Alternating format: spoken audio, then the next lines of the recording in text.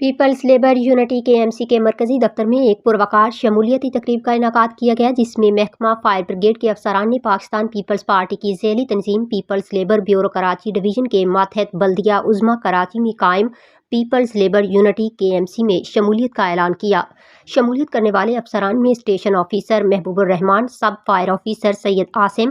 سب fire officer Muhammad Mohsin, سب fire officer ظفر احمد اور سب fire officer Ghulam نبی شامل ہیں۔ اس موقع پر peoples labour bureau Karachi division کے صدر اسلم سمو نے شرکاء سے خطاب کے دوران کہا کہ پاکستان پیپلز پارٹی مزدوروں کی جماعت ہے اور شہید ذوالفقار علی بھٹو کے فکر و فلسفے پر عمل کرتے ہوئے پیپلز لیبر بیورو بلا تفریق رنگ و نسل مزدوروں کے مسائل کے حل کے لیے کوشاں ہے۔ ہم فائر بریگیڈ کے افسران کو پیپلز لیبر یونٹی کا حصہ بننے پر دل کی گہرائیوں سے خوش آمدید کہتے ہیں